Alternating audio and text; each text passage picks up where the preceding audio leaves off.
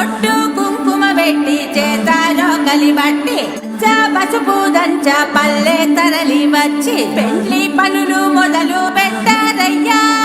రాట గుంజ నేల నాటారయ్యా.